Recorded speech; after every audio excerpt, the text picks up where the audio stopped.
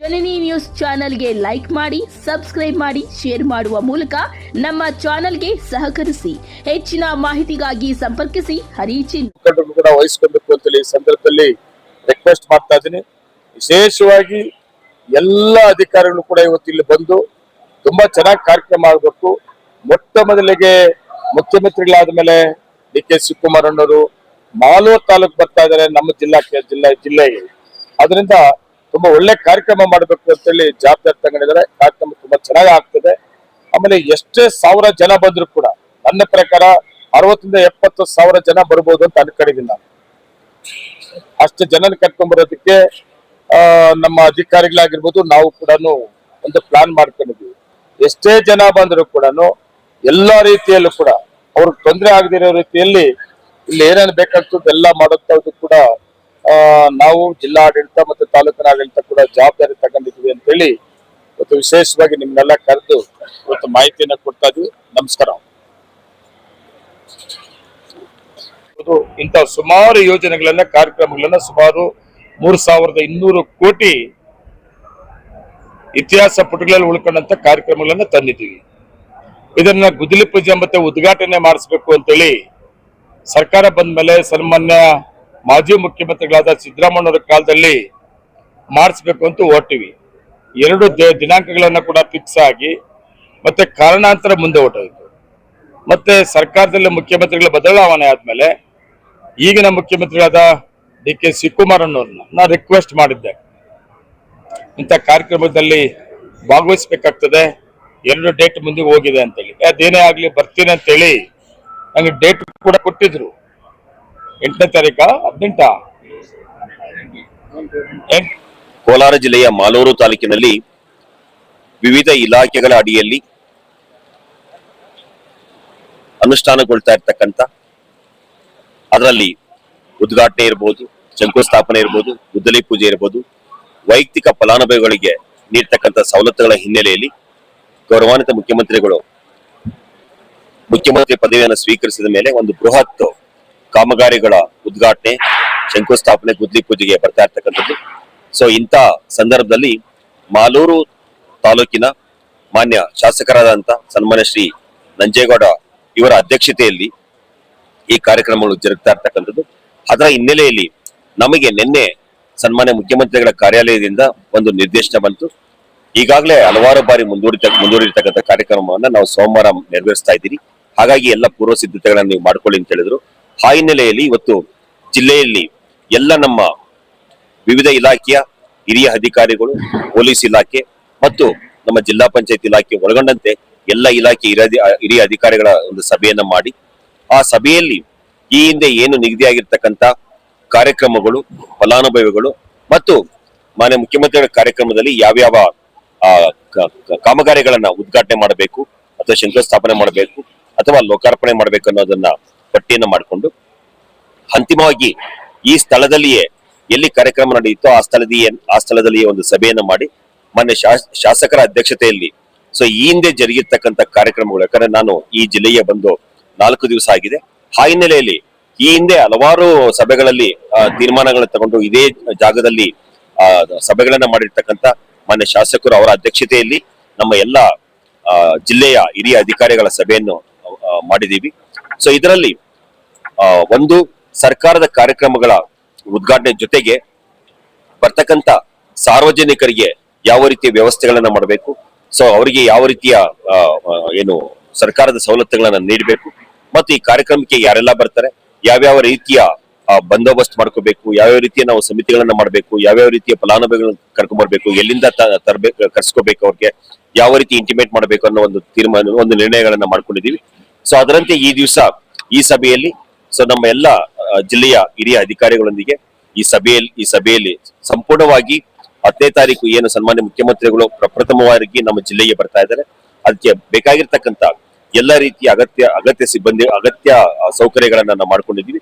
So ನಮ್ಮ ಅದೃಷ್ಟ ಏನಂತಂದ್ರೆ ಈಗಾಗಲೇ ಈ ಜರ್ಮನ್ ಟೆಂಟ್ ಮತ್ತು ಇದಕ್ಕೆ ಬೇಕಾಗಿರ್ತಕ್ಕಂಥ ಹಲವಾರು ಸಿದ್ಧತೆಗಳು ಸುಮಾರು 90 ಭಾಗ ಈಗಾಗಲೇ ಆಗಿರೋದ್ರಿಂದ ನಮ್ಮ ಕೆಲಸ ಕಾರ್ಯಗಳು ಕೂಡ ಸುಲಭ ಆಗ್ತದೆ ಅಂತ ಹೇಳ್ತಕ್ಕಂಥ.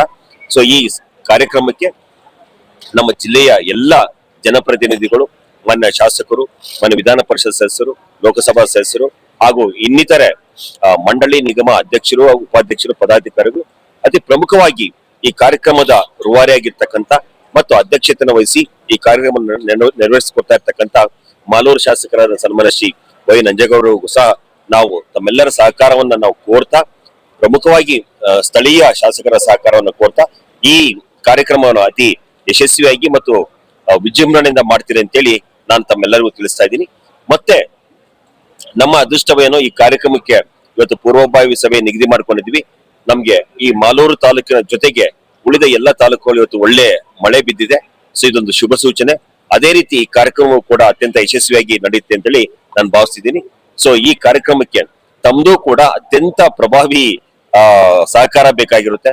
ಈ ಕಾರ್ಯಕ್ರಮದ ಅತ್ಯಂತ ಯಶಸ್ವಿಯಾಗಿ ಏನು ಸಾರ್ವಜನಿಕರಿಗೆ, ಜಿಲ್ಲೆಗೆ, ರಾಜ್ಯಕ್ಕೆ ಮುಟ್ಲಿಕ್ಕೆ ಮಾಹಿತಿಯನ್ನು ತಲುಪಿಸ್ತಕ್ಕಂಥವ್ರು ನೀವು. ಸೊ ತಮಗೂ ಸಹ ತಮ್ಮೆಲ್ಲರ ಸಹಕಾರವನ್ನು ನಾನು ಮತ್ತೊಮ್ಮೆ ಕೋರ್ತಾ ಈ ಕಾರ್ಯಕ್ರಮಕ್ಕೆ ಯಶಸ್ವಿ ಆಗ್ಲಿಕ್ಕೆ ತಾವು ಕೂಡ ನಮ್ಮ ಜೊತೆ ಕೈ ಜೋಡಿಸ್ಬೇಕಂತೇಳಿ ನಾನು ಮನವಿ ಮಾಡ್ತಾ, ಮಾನ್ಯ ಶಾಸಕರು ಈ ಬಗ್ಗೆ ಇನ್ನೂ ಹೆಚ್ಚಿನ ಮಾಹಿತಿಯನ್ನು ಕೊಡ್ತಾರೆ ಅಂತೇಳಿ ನನ್ನ ಮಾತನ್ನು ಮುಗಿಸ್ತೀನಿ. ನಮಸ್ಕಾರ.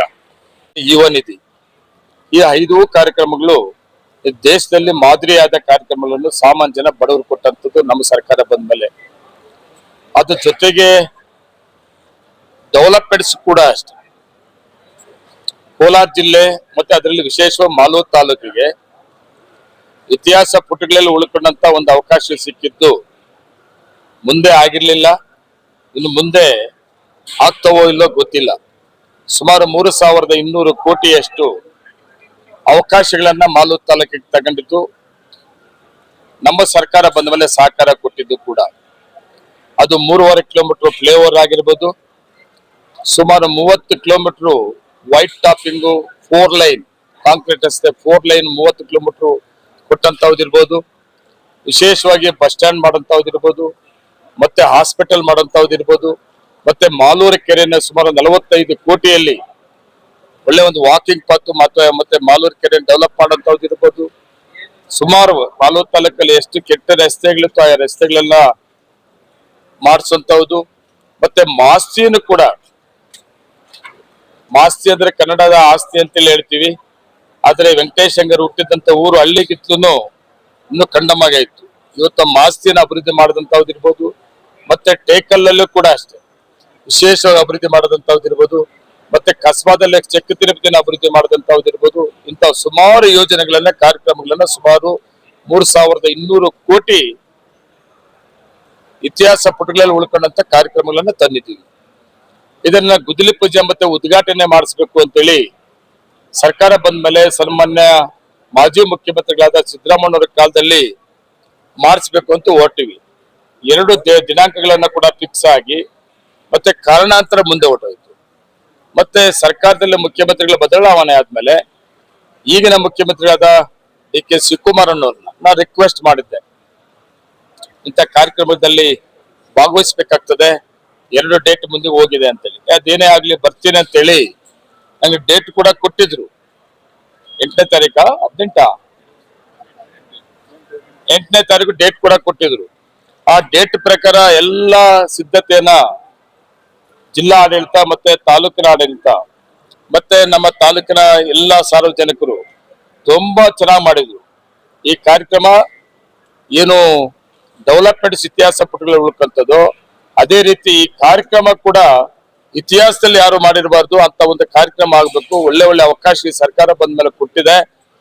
ಒಂದು ದೊಡ್ಡ ಕಾರ್ಯಕ್ರಮ ಮಾಡಿ ನಮಗ್ ಕೊಟ್ಟಂತ ಅವಕಾಶಕ್ಕೆ ನಾವು ಧನ್ಯವಾದಗಳನ್ನ ಹೇಳ್ಬೇಕು ಅಂತ ನನ್ನ ತಾಲೂಕಿನ ಜನತೆ ಅವಕಾಶವನ್ನು ತಗೊಂಡಿದ್ರು. ಕಾರಣಾಂತರ 8ನೇ ತಾರೀಕು ಕೂಡ ಮುಂದೆ ಹೋಯ್ತು.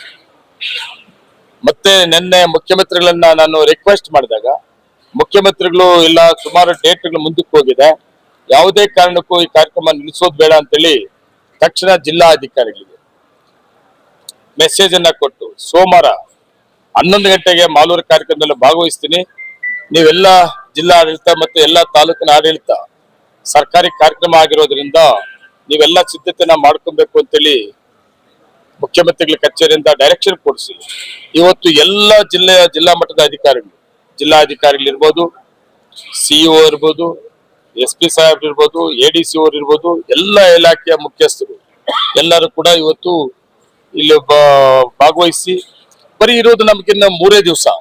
ಈ 3 ದಿವಸದಲ್ಲಿ ಏನೇನು ನಾವು ಮಾಡ್ಬೇಕಾಗ್ತದೆ ಎಲ್ಲ ಸಿದ್ಧತೆಗಳನ್ನು ಮಾಡ್ಕೊಳ್ಳೋದಕ್ಕೆ ತುಂಬಾ ಚೆನ್ನಾಗಿ ಎಲ್ಲ ಇಲಾಖೆ ಆ ಇಲಾಖೆಗಳಿಗೆ ಸಂಬಂಧಪಟ್ಟಂಗೆ ಈಗಾಗಲೇ ನಮ್ಮಲ್ಲಿ 2 ರೀತಿಯ ಸುಮಾರು 3,200 ಕೋಟಿ ಡೆವಲಪ್ಮೆಂಟ್ಸ್ ಆದ್ರೆ ಇನ್ನೊಂದು ಕಡೆ 28,240 ಫಲಾನುಭವಿಗಳು 28,240 ಫಲಾನುಭವಿಗಳಿಗೆ ಯಾವ ಇಲಾಖೆಗಳಿಂದ ಏನೇನು ಕಾರ್ಯಕ್ರಮಗಳಿದೆ ಅದೆಲ್ಲ ಕೊಡೋದು ಕೂಡ ಇದೆ.